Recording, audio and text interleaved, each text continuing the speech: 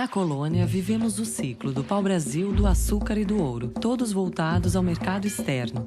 Com a vinda da família real portuguesa e a independência, tivemos tesouro, fazenda, banco e constituição. Enquanto o mundo viveu duas revoluções industriais, o Brasil continuou baseado em latifúndios, exportação e trabalho escravo. Agora, no ciclo do café, a escravidão foi abolida e 1 ano depois chegou a República e as promessas de grandes mudanças. A economia mudou pouco até 1929, quando o mundo quebrou. Com a Grande Depressão, o poder econômico e político mudava de mãos.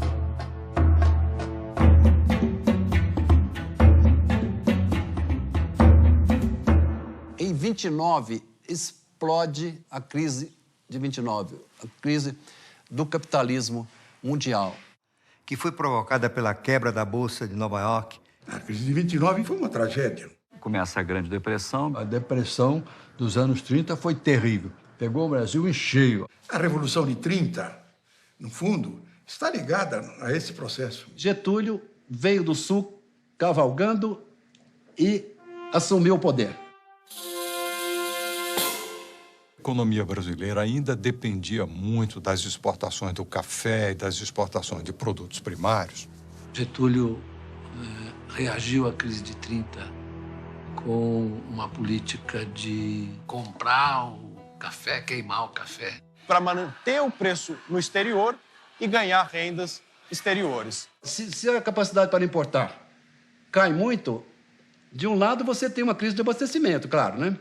E de outro, abrem-se oportunidades fantásticas. Abriu a oportunidade de fazer no Brasil a indústria substitutiva de importação. Substituir importações por produção no país. A Revolução Industrial Brasileira realmente começa em 1930 e vai de 1930 a 1980.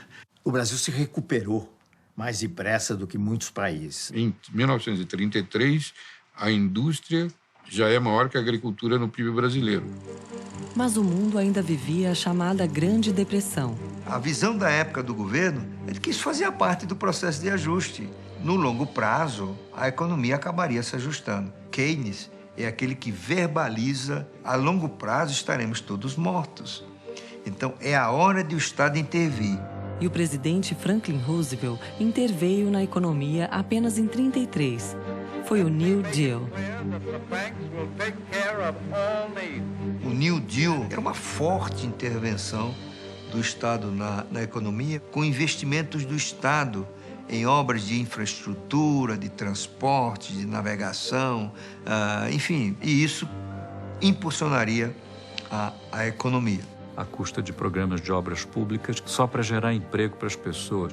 No mundo inteiro, cresce o Estado, porque se percebe que o gasto público é essencial para tirar os países da depressão. Na altura de 1933, 34, você já começa a ter recuperação no primeiro mundo, mas à custa de rearmamento. O mundo parece embriagado com essa máquina de empregar as pessoas, criando os instrumentos para sua própria destruição. A Europa inteira estava caminhando para governos de cunho centralista e até autoritário.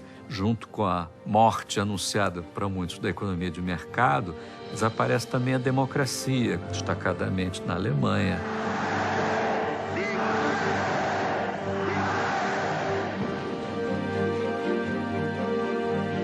Vários regimes autoritários surgem no mundo inteiro, também na Itália e no Brasil. O Estado brasileiro deixou de ser um Estado liberal oligárquico para ser um Estado desenvolvimentista, ou nacional desenvolvimentista, como se falava, a partir de 1930. Quer dizer, o Vargas, em 37, ele golpeia, né? Ele golpeia e nasce um Estado Novo. Crescentemente, a postura intervencionista do varguismo vai aumentando. Ele criou aqui no Estado Novo, que era fascista, o parafascista. Mas aí veio a guerra de 39, em 45. A Segunda Guerra Mundial. Meanwhile, the Allied strategic air assault on Fortress Europe went on with ever-mounting power. Day and night, the Allied air forces sent their bomb cargoes into the vitals of Hitler's self-proclaimed kingdom.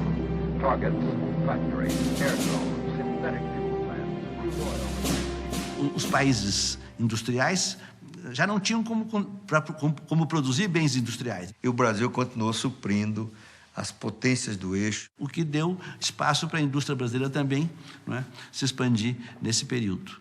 Muitas coisas estatais foram criadas nesse período e a semente de outras coisas que viriam depois também. O PIB e a indústria cresceram no regime autoritário de Getúlio Vargas. Isso ele combinou com um ingrediente importante que foi o populismo. Havia uma população urbana, operária, e que poderia ser atraída para a sustentação do governo. E aí se criou todo um aparato institucional de ganhos para o trabalhador. Você teve uma série de legislações que foram sendo implementadas ao longo dos anos 30, que acabou na consolidação das leis do trabalho em 1943. Foi uma cópia da Carta del Lavoro, italiana do Mussolini. O salário mínimo foi instituído no Brasil em 43. Se tinha um número máximo de horas trabalhadas. Garantias de férias, impedir o trabalho de menores, regular o trabalho das mulheres. Ele criou uma reestrutura das relações de trabalho, os sindicatos. Mas sempre sob a tutela do Estado. Os sindicatos controlados pelo governo, os dois lados, empresarial e de trabalhadores. Bom, criou uma máquina de ligação de clientelismo entre os sindicatos e o governo. Um sindicato único, reconhecido pelo Estado. Um imposto sindical fazendo com que o sindicato dependa do Estado de alguma forma. E o governo dando dinheiro e controlando tudo isso. Uma coisa bastante discutível, porque houve um atrelamento do sindicato ao Estado. E depois a manipulação política do sindicato para o partido que domina o governo, ou do qual o governo provém. Enquanto as disputas de classe eram controladas no Brasil, em 1945 a guerra chegava ao fim. E surgia a Guerra Fria. Já prevendo o fim da guerra, em 1944, as nações se reuniram para reorganizar a economia mundial. A economia mundial ficou muito desorganizada. Em 1944, há essa grande conferência em Bretton Woods para reordenar o sistema monetário internacional. É quando se inventa o FMI. Uma instituição, né, que, de alguma forma, deu assim as regras do jogo para o comércio internacional. Pode haver situações onde um determinado país se vê com falta de recursos. Ele nasceu para controlar déficit em contas correntes. Para evitar, inclusive, que este problema, localizado neste determinado país, se amplificasse. Para ajudar países nesse tipo de situação sem um prejuízo muito grande às populações. Com o FMI, surgiram também a ONU e o PIB, o cálculo das riquezas produzidas em cada país. Acabou a Segunda Guerra Mundial, imediatamente a ONU convocou todo mundo e fez as regras sobre como ia ser feita a contabilidade nacional e, portanto, como ia ser calculado o PIB. PIB quer dizer Produto Interno Bruto, e ele é uma somatória de tudo o que se produz e que é considerado economicamente valioso. Nenhum país pode ser membro do FMI se ele não calcula direito isso. A Conferência Internacional de Bretton Woods, 1944, presume que cada país vai ter um banco central para cuidar da sua moeda. Um banco que manda nos outros bancos. E aí decide-se reforçar a atividade dos bancos centrais do mundo. Só que o Brasil não tem banco central. Então, por favor, Brasil, volte para casa e faça um banco central. O doutor Bulhões tomou o compromisso de criar um banco central aqui no Brasil. Encontrou uma tremenda resistência no Banco do Brasil, dos políticos, dos empresários. A resistência era tão grande que ele resolveu fazer o que ele chamou de um embrião do Banco Central. Que é a criação da Superintendência da Moeda do Crédito, a SUMOC. Esse embrião do Banco Central, criado para funcionar 6 meses, 1 ano, durou 20 anos. A SUMOC manteve o Banco do Brasil como centro do sistema financeiro. O Banco do Brasil tinha funções, inclusive, de fazer o papel do Banco Central. A execução da política creditícia, da política monetária, da política cambial, estava basicamente com o Banco do Brasil. A SUMOC foi formalmente criada já no governo de Dutra. O Dutra começou muito mal. né, porque ele resolveu abrir a economia. Mas de uma forma tão indiscriminada que acabou resultando um inconveniente muito grande. Reduziu muito as reservas brasileiras, que eram fantásticas naquele período, tinham sido acumuladas durante a guerra e tudo, né? E um ano e meio depois, abandonou o liberalismo econômico. Depois de Dutra, Getúlio Vargas voltou à presidência em 1951. Bota o retrato do velho outra vez, né? Bota o retrato do velho outra vez, bota no mesmo lugar o sorriso do velhinho, faz a gente trabalhar, o sorriso do velhinho, faz a gente trabalhar. O que o Getúlio fez? Fez muita coisa importante. O modelo institucional da infraestrutura foi desenhado pelo Getúlio. Com uma série de projetos. Foi criado o BNDES, que na época era BNDE, não era BNDES. Com a preocupação de financiar as atividades de infraestrutura, criam uma série de empresas estatais importantes que depois marcaram o desenvolvimento brasileiro, né? O governo Vargas cessa abruptamente em 54, causando comoção nacional. Nas eleições seguintes, Juscelino Kubitschek foi escolhido presidente do Brasil. Qual o país que JK encontra? Já é uma economia em processo avançado de industrialização. Juscelino mobilizou o país em torno de um grande projeto. O projeto de um Brasil grande. O que se dizia era 50 anos em 5. O governo Juscelino, desde o início, teve um ambicioso plano de metas. Com foco em 5 setores, que é a energia, transporte, a indústria de base, a saúde e a alimentação. E Brasília, né? A mudança da capital federal, que a longo prazo abriu uma nova fronteira agrícola para o país. Mas mais do que isso, representou o avanço de um novo setor na economia brasileira, que é o setor das grandes construtoras. Talvez mais emblemático tenha sido a capacidade de atrair para o Brasil a indústria automobilística. Digamos que o Juscelino realizou de outra maneira aquilo que o Getúlio tinha concebido, né? Processo de industrialização. Ele foi tão competente e tão hábil. A economia brasileira mudou de patamar. Os grandes projetos de energia, Furnas, por exemplo, grandes projetos rodoviários, a integração com o Nordeste, a BR-116, muitos projetos. Foi crescimento acelerado, industrialização acelerada, integração nacional, interiorização do desenvolvimento. A 56 até 61, quando a economia cresceu 8,5% reais, o PIB aumentou em 50%. É algo espantoso, é quase um milagre, é assustador o que aconteceu durante o governo JK. O governo Juscelino tem uma imagem histórica açucarada. Tudo deu certo, inovação na música, otimismo. O florescimento das artes no período JK. O bicampeonato de 58 e 62, quando, nas palavras de Nelson Rodrigues, o Brasil abandona o chamado Complexo de Vira-Latas. O período ficou conhecido como Anos Dourados. Os Anos Dourados eram também o início da era espacial no mundo. E no Brasil, marcava o início de graves problemas.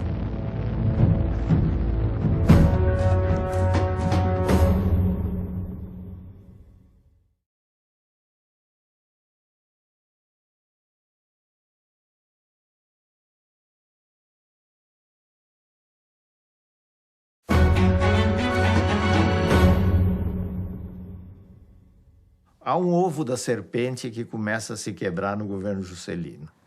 A maior crítica que é feita a JK e a seu governo é econômica. JK é o pai da inflação. Brasília é a matriz da inflação brasileira, né? Disse isso, né? A sociedade viu o país começar a crescer sem ter que apertar o cinto e ficou eufórica. Só que depois a conta chegou. O Juscelino, diferentemente do Getúlio, foi irresponsável do ponto de vista fiscal.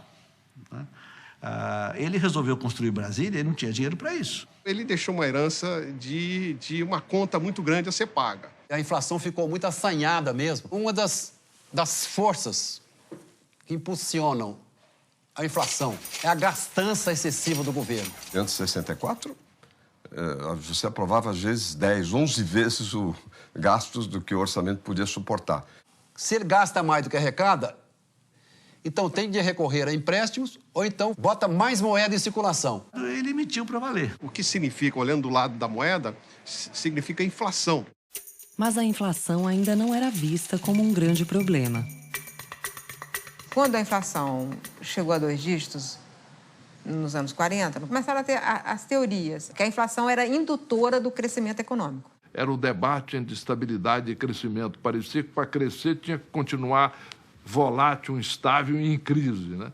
E que estabilidade ia levar à estagnação. Ao combater a inflação, você tomaria medidas que produziriam uma redução do crescimento, como uma redução do gasto público ou uma elevação da taxa de juros, e que isso aí eram medidas recessivas. Muita gente acreditou nessa lorota. A inflação que é a maneira pela qual você vai tirando o valor de quem tem a moeda nas mãos. Cada unidade monetária que você tem na mão, cada vez compra menos. A inflação é um imposto sobre o pobre. É colocar a mão no bolso de cada cidadão brasileiro, corroendo o poder de compra da renda dos brasileiros. Então, o governo, na verdade, com a inflação, retira o poder aquisitivo da população, se apropria dele de uma forma traiçoeira. Inflation was a kind of tax on everybody that took away savings, but it wasn't one that was voted on by the public. Alguém que diga que o imposto sobre o pobre deve ser a base do progresso de uma nação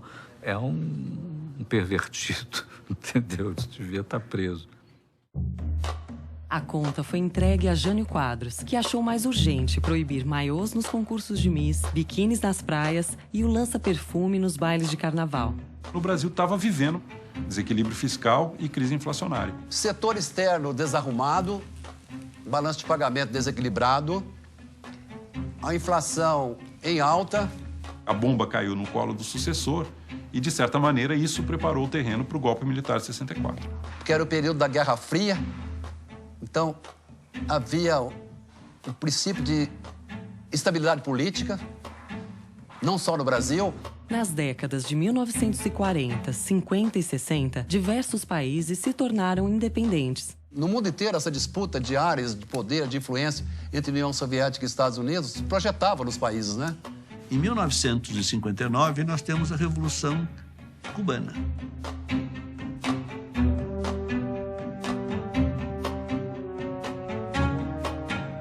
E isso vai apavorar os Estados Unidos e vai apavorar as elites brasileiras. Então, eu queria dizer que Jânio era um grande talento político e seria até um estadista se tivesse equilíbrio emocional.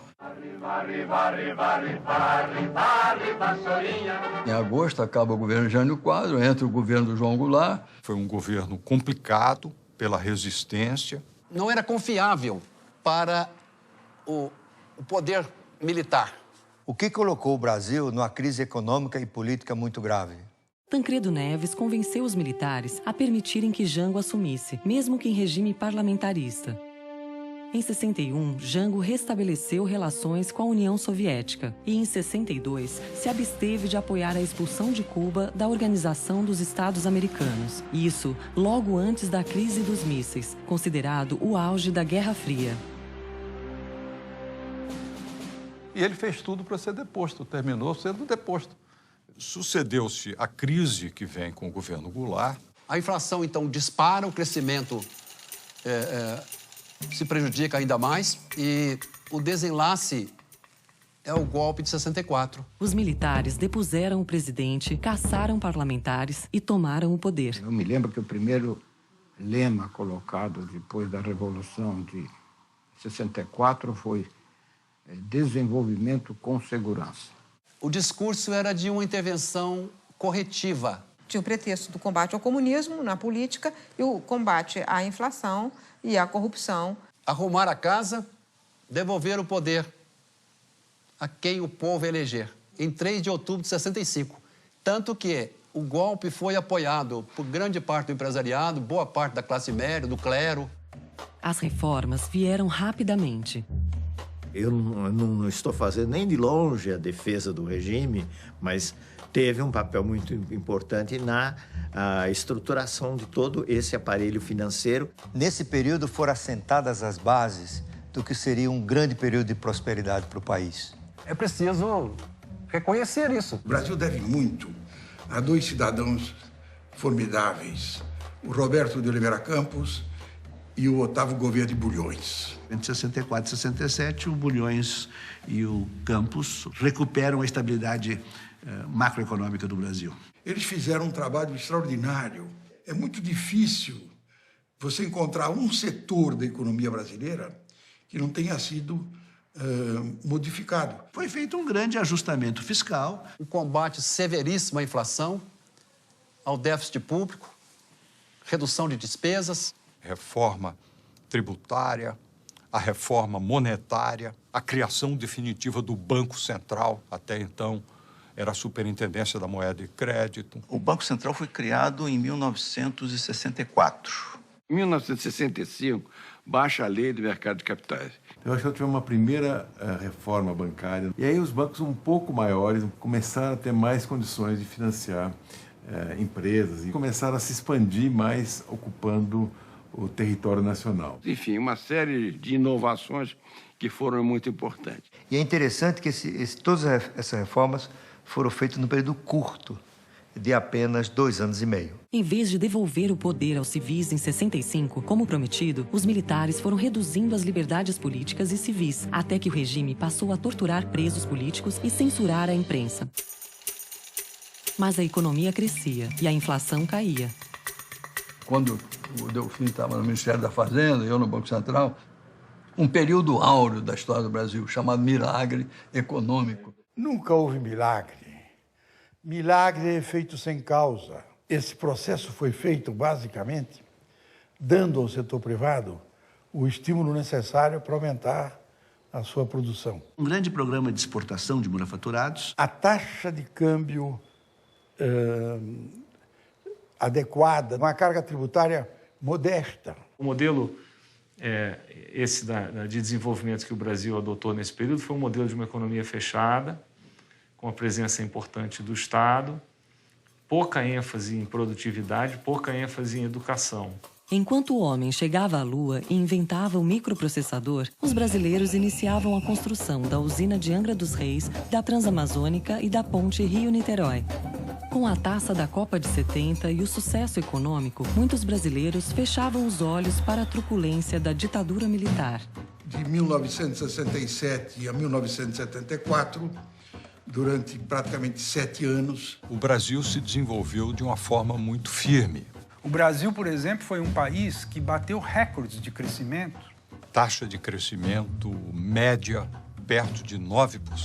Nós chegamos a crescer 14% num ano, em 1973. Um negócio fantástico. Entre 1930 e 1980, o Brasil foi o país que mais cresceu no mundo. O Brasil crescia mais do que o Japão, que os países da Europa, com tudo em ordem, pouca inflação.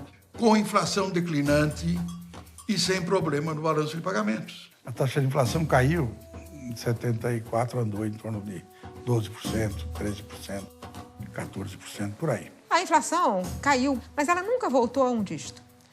Esse crescimento trouxe o Brasil a mais ou menos 1/4 da renda per capita americana. A classe média teve um primeiro grande salto. Não significa que alguém foi prejudicado. O bolo cresceu para todos, com mais fermento nos segmentos mais ricos. Significa que uns melhoraram, ou todos melhoraram, mas alguns melhoraram mais do que outros. A gente deu muita ênfase a investimento em capital físico. Pouca ênfase em produtividade, pouca ênfase em educação. Você não tem aumento da presença da criança da escola durante o período do milagre. A ditadura mesmo significou no Brasil desenvolvimento econômico sem desenvolvimento social. Eu não vou nem falar da ditadura, mesmo antes. Né? Por exemplo, quando você decide que é mais importante você criar um monopólio do petróleo do que investir em educação, você está dando um exemplo típico de que não há uma consciência realmente. Isso gerou um país com uma distribuição de renda extremamente desigual. Isso foi tudo feito num ambiente de descaso absoluto com a questão da desigualdade. A desigualdade aumentava e as liberdades diminuíam, enquanto o sonho de ser grande se concretizava. Mas a economia também estava prestes a ruir.